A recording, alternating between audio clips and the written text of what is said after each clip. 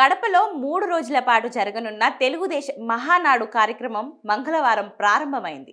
23,000 ప్రతినిధులతో ఈ మహాసభలో పార్టీ భావి కార్యాచరణపై చర్చించనున్నారు.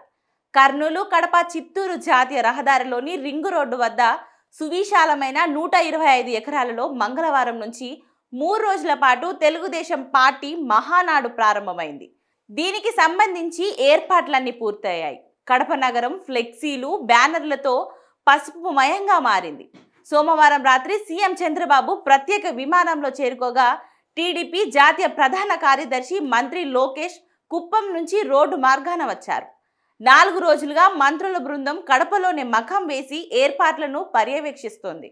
ఏడాది పాలనలో కూటమి సాధించిన విజయాలను చర్చించడంతో పాటు ప్రజా పాలనపై వైసీపీ చేస్తున్న దుష్ప్రచారాన్ని తిప్పికొట్టేందుకు అనుసరించాల్సిన వ్యూహాలను మహానాడు వేదికగా చర్చించనున్నారు. కడపలో తొలిసారి నిర్వహిస్తున్న ఈ వేడుక ద్వారా రాయలసీమ అభివృద్ధికి ప్రత్యేక కార్యాచరణ ప్రకటించే అవకాశం ఉంది.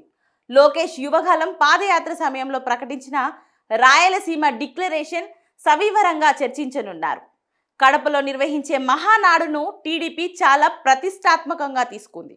మాజీ సీఎం జగన్ జిల్లా కావడం, సీమలో గతం ఎన్నడూ లేని విధంగా 45 అసెంబ్లీ స్థానాలను కూటమి గెలుచుకోవడం, అవన్నింటినీ మించి ఉమ్మడి కడప జిల్లాలో 7 స్థానాలలో టీడీపీ కూటమి విజయంతో గతానికి భిన్నంగా ఈసారి కడపలో మహానాడు జరపాలని నిర్ణయించారు.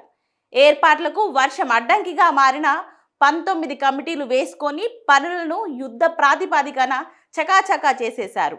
గత మహానాడులకు మించి ఇక్కడ ఏర్పాట్లు చేయడం పూర్తి విశేషం. అతిథులకు సీమ వంటకాలతో విందు ఇస్తారు. 450 మంది కూర్చునే విధంగా వేదికను రూపొందించారు.